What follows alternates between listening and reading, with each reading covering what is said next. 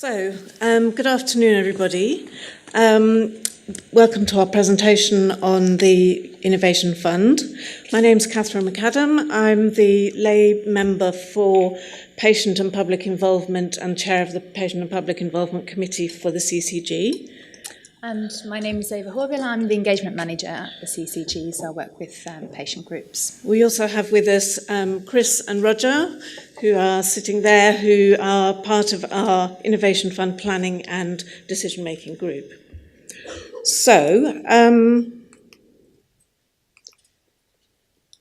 this is just, if you like, a visual image of the fund, and I think probably the thing that perhaps stands out from it is something that I suppose a lot of people think about when they think about Hackney in particular, which is diversity.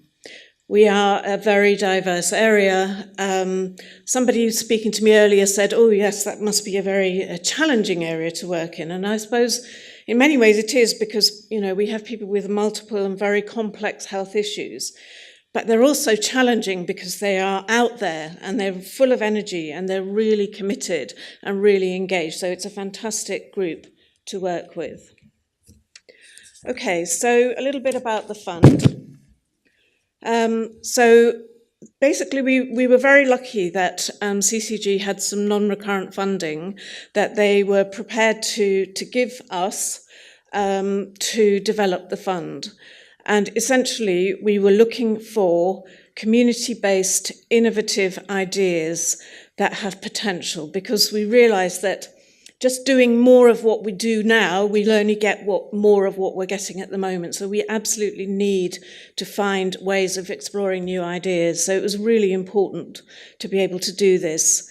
We had, over the 2 years that we invited bids, we had 140 applications and 27 projects were selected for funding. And we've got a lovely report here. So if anybody wants to find out in detail about some of those projects, and again, diverse doesn't really say it. I mean, it's an amazing range of projects.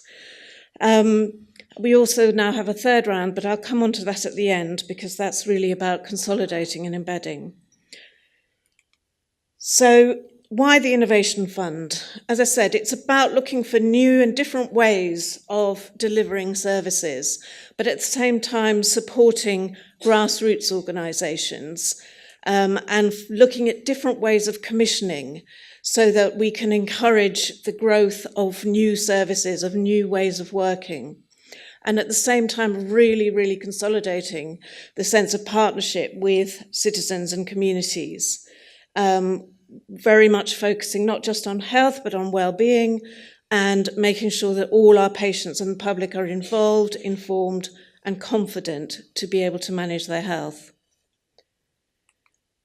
So we started out by asking our patients and service users what they thought was really important and what the fund should really focus on. And these are the 4 themes that they came up with. So trying to make sure services are integrated, making sure service users are confident and informed, building independence, and involving and listening to patients. So these were the threads that we used to try and design the scheme around. And I think, we are very lucky that we have a CCG that was really committed to developing a proper partnership and working towards co-production. And I think it's a real mark of trust that the CCG has in patients and the public. I also chair the Prioritisation and Investment Committee, and I know how strictly the CCG scrutinises all decisions about investing its money and its precious resources. And so it was great that the CCG was able to trust the PPI reps, working with Eva and other staff from the programme boards, to both design, develop, deliver, and now evaluate the whole programme. And so basically we've been allowed to get on with it and just tell them what we've done. So I just want to thank all of our PPI reps, particularly Chris and Roger, who've been there from the start. Also thank the staff who've worked really, really hard, working with an organisation called the Innovation Unit, who've given us a lot of helpful thinking and support. And also I'd like to thank all the groups who rose to the challenge and got involved in this project. So I'm going to hand over to Eva, who's going to tell you a little bit about some of the schemes.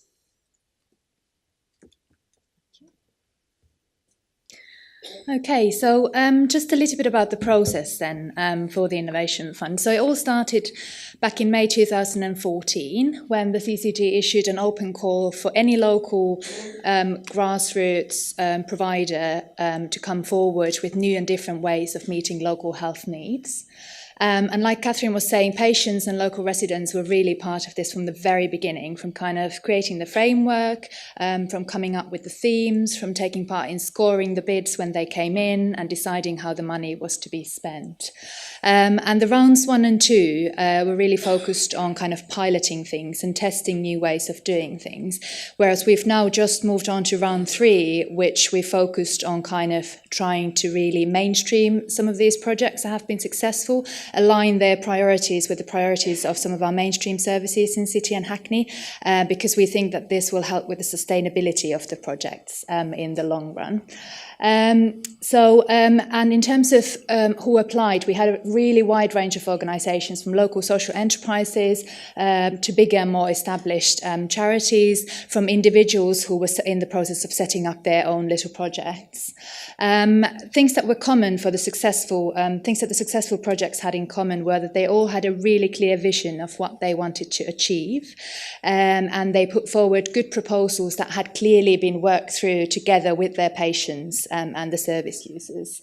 They were focused on, their focus was very holistic, so they were focused on kind of physical as well as mental, improving physical as well as mental health.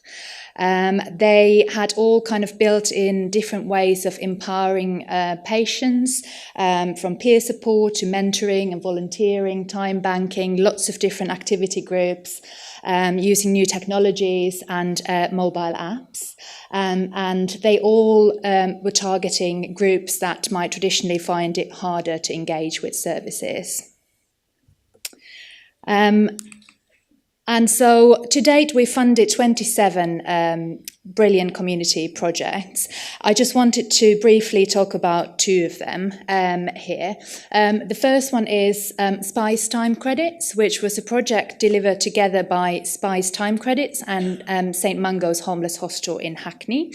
And this project was about implementing a time banking model at a local homeless hostel in order to help address some of the really stark health inequalities that are experienced by homeless people.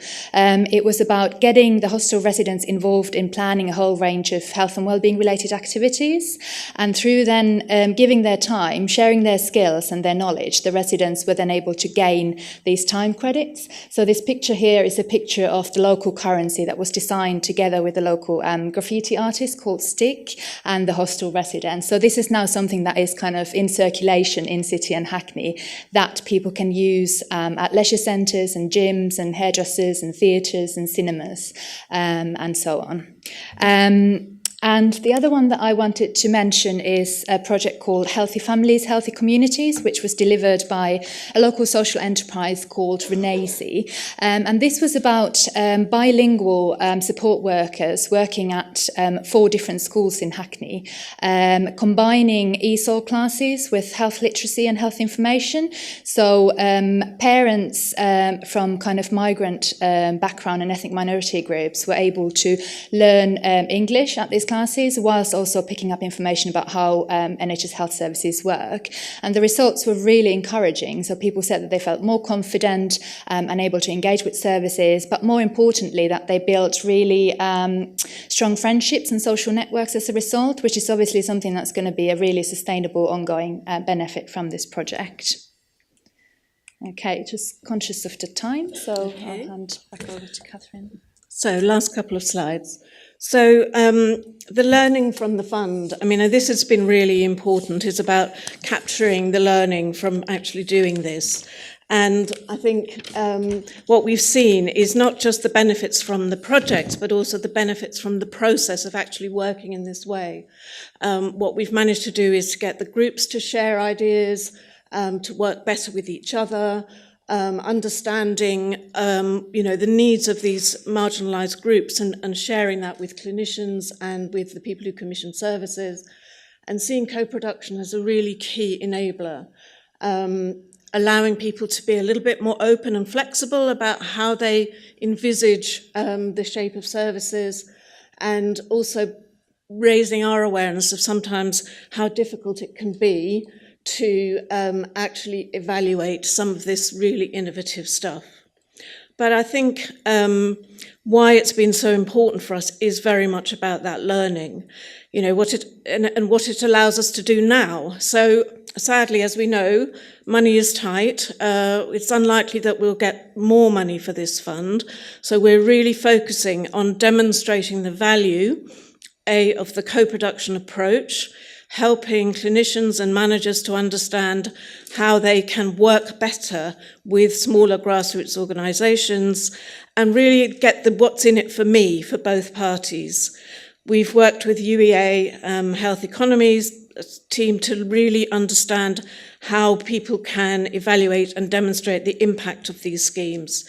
So when money is tight and every penny counts, it's really important for us to, I'm going backwards now. You know, for us to see how we can take this forward by partnering the schemes that we've worked with more of the mainstream services. Thank you. Thank you. Thank you very much. Brilliant.